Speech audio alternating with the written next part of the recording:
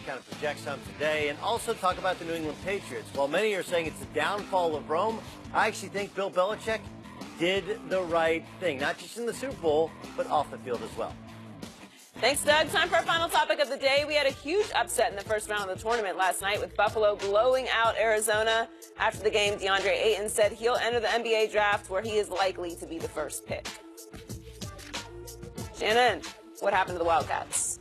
Well, if you allow a team to shoot 15 to 30 from the three-point line, Skip, and you allow them to shoot 64% from the three-point line in the second half, this is what's going to happen. And by the way, while you're shooting 2 for 18, you're going to lose. For all those that don't remember what happened when Villanova upset Georgetown, when you allow a team to shoot 70% from the field, you're probably going to lose unless you shoot 75% from the field. And that's what happened. Normally, we don't see these 4 seeds because they're so overmatched with talent. But when they get on a hot streak and they start to believe and the shots start going in, it's over. Nothing you can do. So, silly me, in the one bracket I did fill out, I just closed my eyes and said, I'm going to pick Arizona to win it all. And obviously, they went down in quick flames in the classic NCAA upset in Boise, Idaho, first-round game where it's a 2-point game at halftime. And you could just see Arizona coming out in the second half saying, we'll just turn it on here. We got this. Yeah, okay. And they didn't turn it on. And Buffalo just kept turning it on. They played possessed last night. And again, when you have a 39-point difference from the 3-point, that's what the NCAA tournament is all about. But obviously, Arizona thought it could mail that game in, and I think they mailed in the end of their coach's job. I think they mailed in a pink slip for their coach. Well, considering what he's going through with this investigation with the all likelihood the number 1 overall pick. And Tier, I think he said he's going pro also. But when you have this kind of talent, Skip, you're like, for the most part, you can. No, if this wasn't the NCAA, Skip, if they were just playing during the regular season, they probably beat them by 20. They would beat but them in a game on a neutral site, where everybody loves the underdog. This is why people love March Madness. Exactly. That was pure madness. Now everybody starts rooting against Arizona, and next thing you know, you're going home. You lose by 20. Well, that's it for us. We'll be back Monday morning at 9:30 Eastern. Right now, Doug Gottlieb tells you why Bill Belichick is facing an impossible problem in everyone's bracket. The Herd starts now.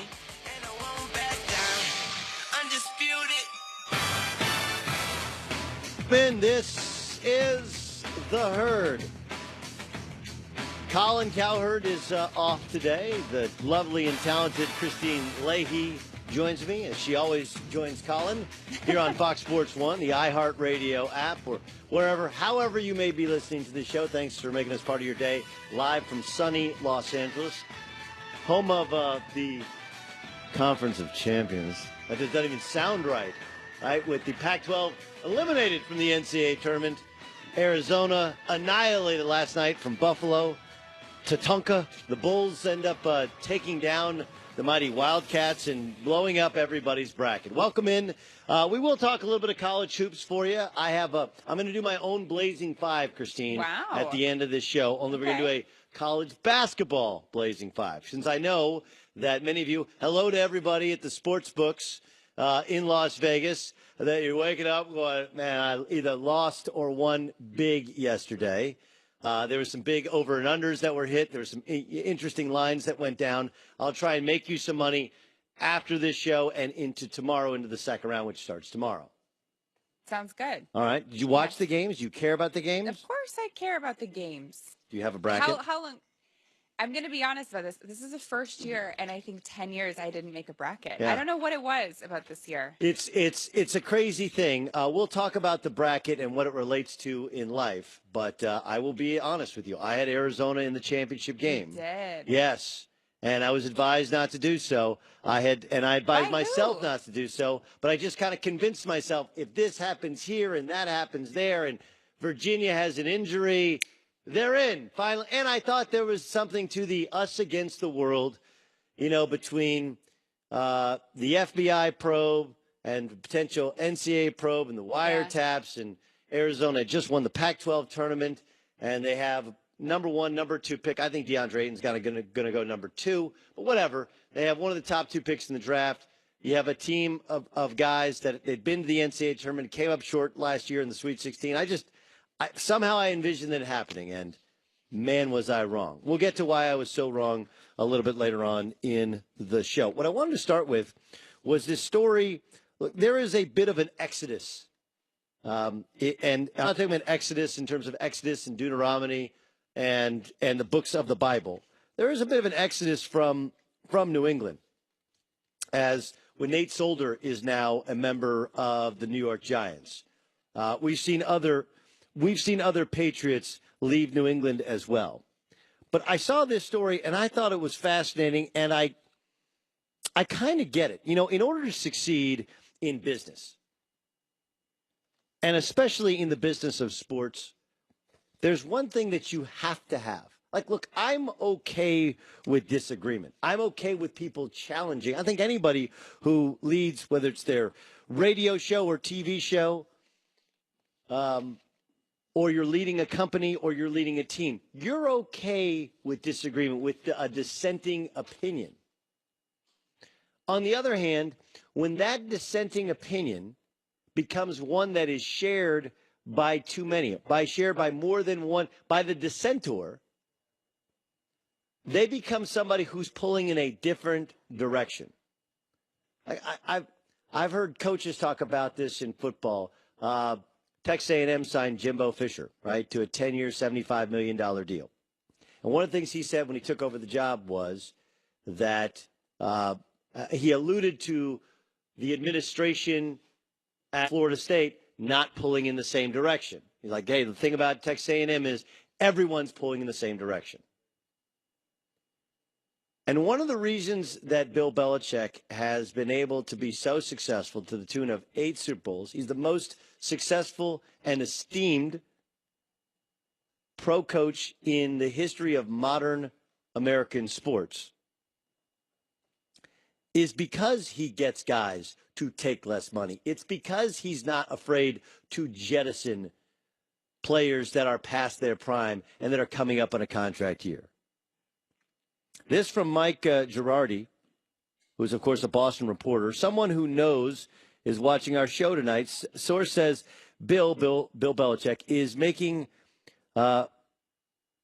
players miserable. And yes, a lot of this ties back to Alex Guerrero. Think about this quote from Jimbo Fisher. You can have Vince Lombardi, Tom Landry, Chuck Noll. You can have the greatest coaches in the world. But if your administration doesn't see things the way that you see things and allow you to do things that way, nothing can be achieved. That's Jimbo Fisher, of course, won a national championship as an offensive coordinator at LSU and won one as a head coach at Florida State. He's now the new head coach at Texas A&M.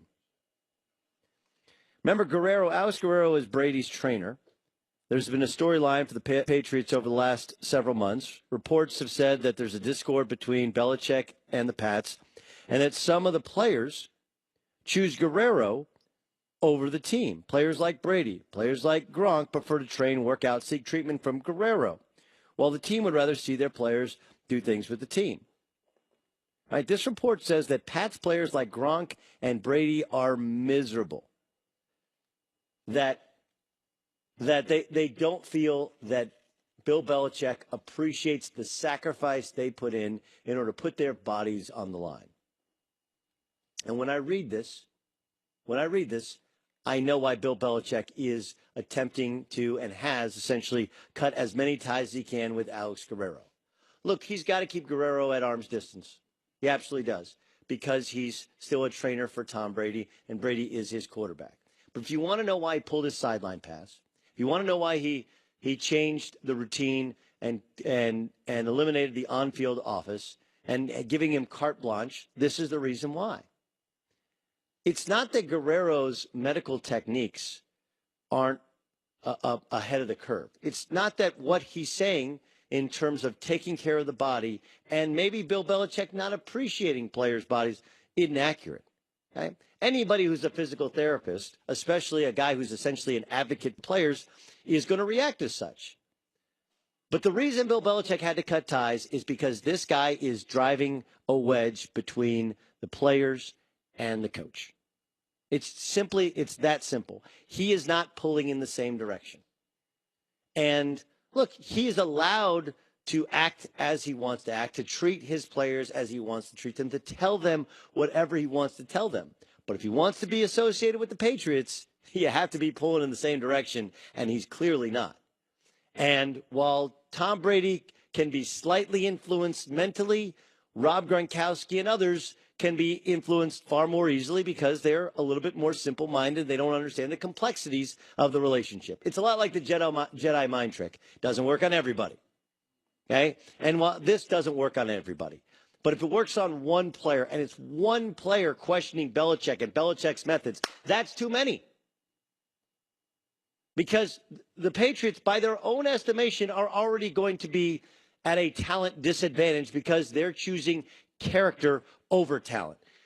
Belichick, if you've read anything about who he wants to surround himself, I want guys that want to be coached. I don't care about having the greatest players on earth. They look and laugh at the Pittsburgh Steelers with Antonio Brown and you know, doing the Facebook thing in the locker room.